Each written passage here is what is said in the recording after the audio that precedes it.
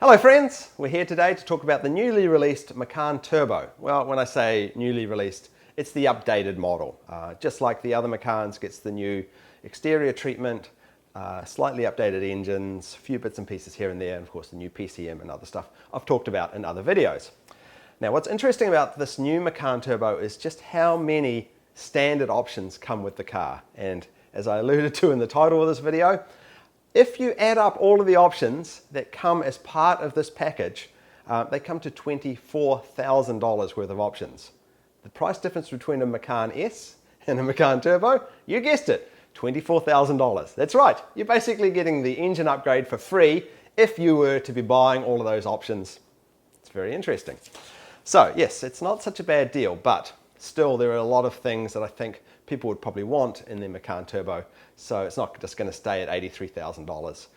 Like when I configure my Macan in the Turbo with the options that I want, it still creeps up to close to $100,000. So it is quite an expensive Macan, the Turbo. But if you just want the options that it comes with, it's actually a bargain from Porsche. So yes, we have three models, the Macan S, and the Macan Turbo at the moment. 200 and something, 300 and something, 400 and something horsepower, nicely spaced out. We're still waiting on the Macan GTS. I'm not terribly excited about the release of the Macan GTS. I hope they do something special with it, because while everybody loved the old one, I was never much of a fan. What was it that Porsche said about the Macan S, the GTS? This is the marketing tagline for the old Macan GTS. We build sports cars for people with passion. For those who want to feel life more directly, we make the Macan GTS. Marketing people, you talk such shit. Yeah, so why I wasn't such a fan of the old Macan GTS was simply that it didn't give much value for money as far as I was concerned. It was a options model. That is, the 20% increase in price over the S gave you only 5% increase in power, which was barely noticeable. But of course it did give you some Alcantara, black wheels, things like that. So people that wanted those options bought the GTS, and maybe it made sense, but I don't know, not really. So I'm hoping they'll do something special with the upcoming GTS, because if it's just another 5% increase in power, meh. But back to the Turbo. The Turbo is definitely a pretty cool car, and it is really one of only two models within the Macan range which I've thought have really been quite fun to drive.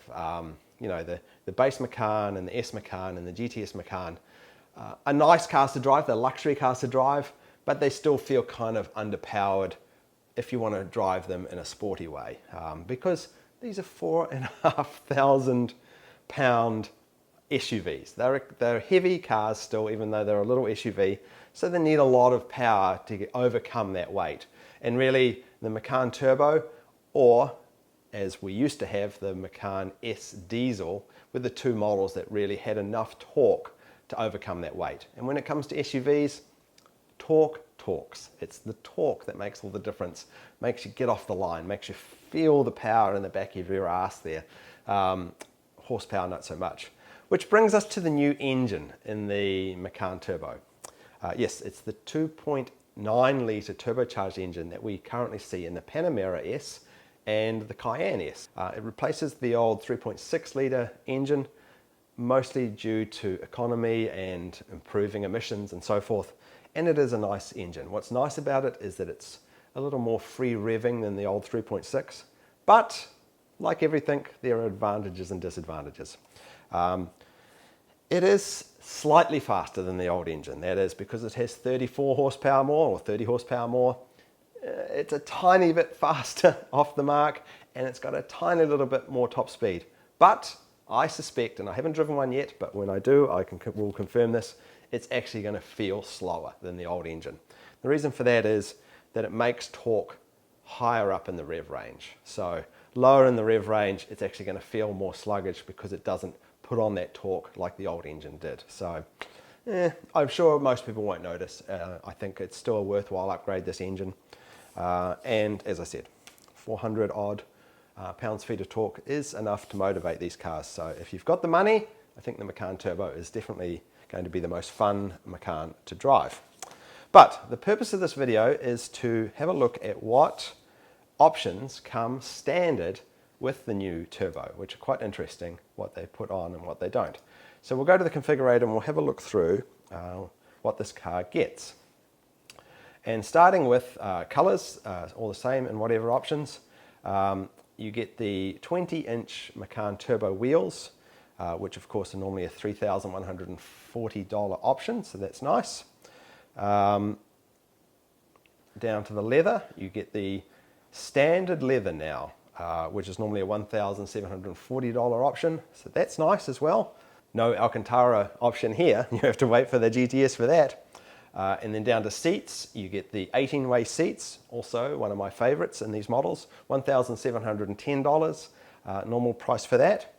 Into packages, there's some interesting stuff going on in packages here. You'll see that the standard premium package has disappeared because you get most of that as standard.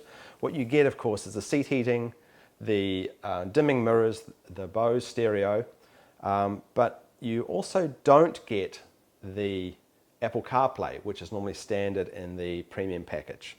You still have to pay for that. And they do something funny with the lights as well. But as part of this, you get the matrix lights, but without the PDLS. So that's like a $700 upgrade as part of this package. And moving on to the exterior, you get a bunch of cosmetic upgrades as well as functional upgrades, starting with the side skirts and body color, this bit here. That's normally $1,000. Sport design mirrors, normally $570. The blades and exterior color, this bit here, normally $680. The LED matrix headlights, but without PDLS, a $700 upgrade. The lower rear fascia, this bit down here, if I turn this over this way, this bit down here, normally $540.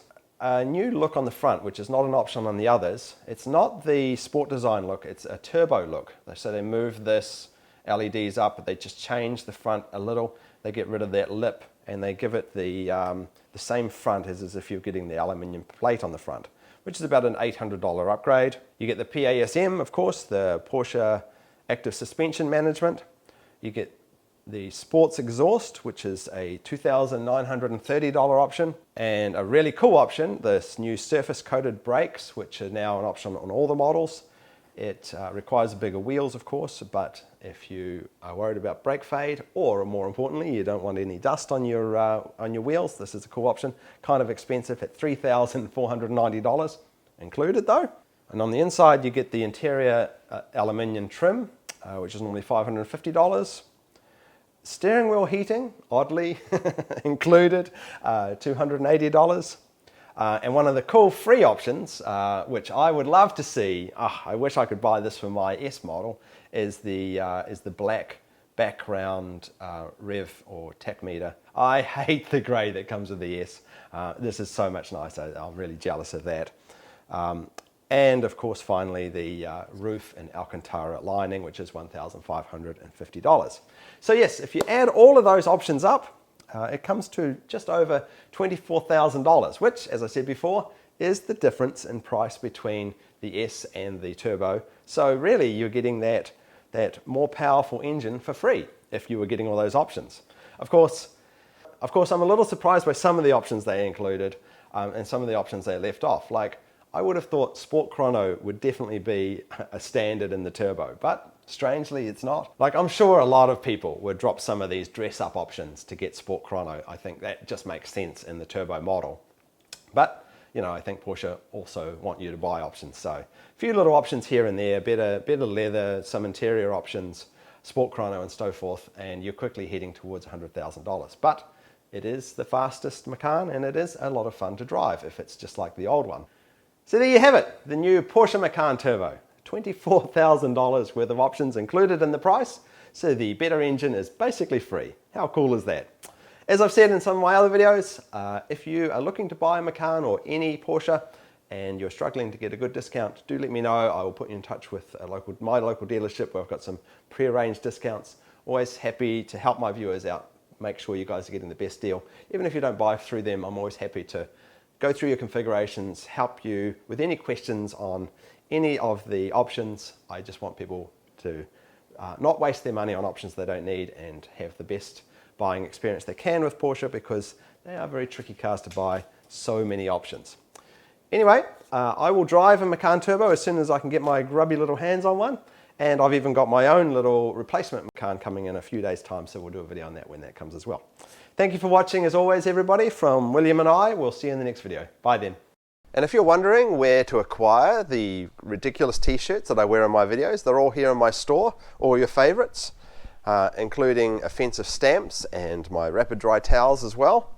Yes, Nick Murray t-shirts, being a little inappropriate since 2016.